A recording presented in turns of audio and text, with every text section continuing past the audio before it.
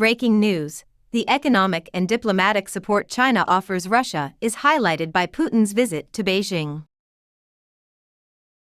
This week, Russian President Vladimir Putin is scheduled to visit Beijing for talks with his Chinese counterparts, a trip that will highlight China's diplomatic and economic backing for Russia as it fights in Ukraine.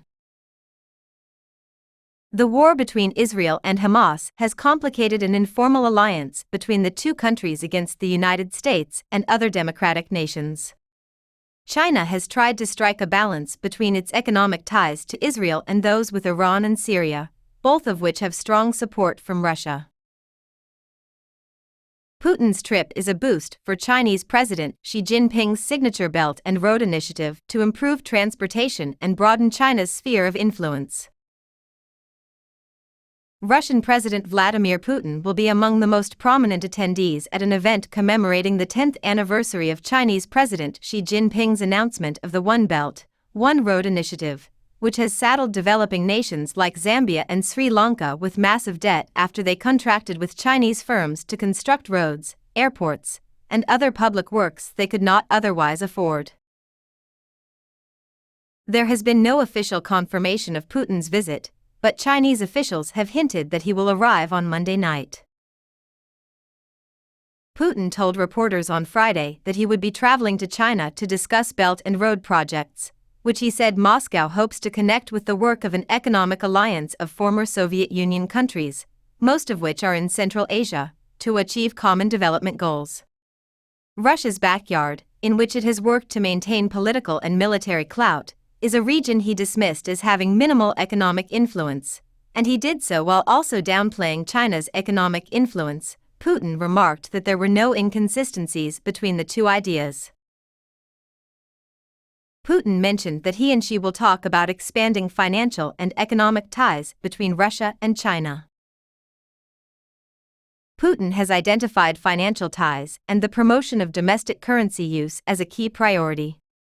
The volume is expanding rapidly, and there are promising opportunities in the fields of high technology and the energy industry.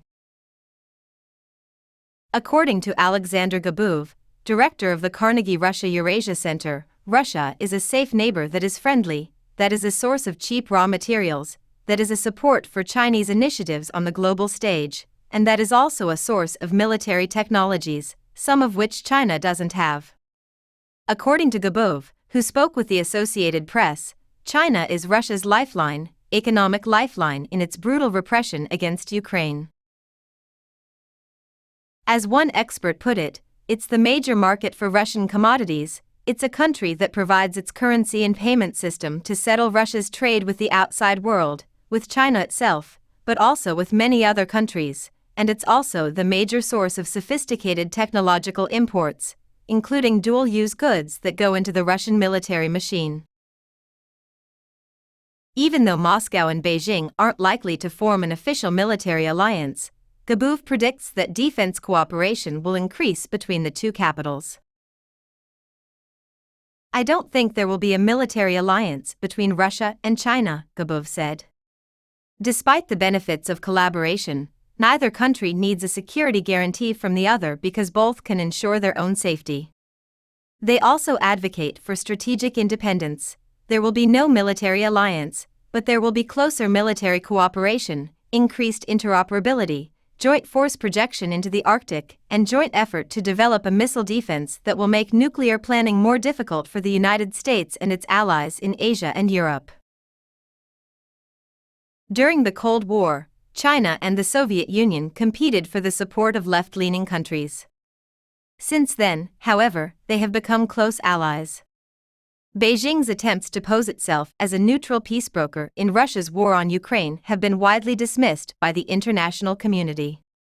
Putin met with Xi in Beijing weeks before Russia's full-scale invasion of Ukraine last February, and the sides signed an agreement pledging a no-limits relationship. There has been a flurry of communication between the two countries since March, when Xi visited Moscow. China has spoken out against sanctions imposed on Russia, but hasn't commented on the International Criminal Court's (ICC) arrest warrant for Putin over his alleged role in the kidnapping of thousands of children from Ukraine.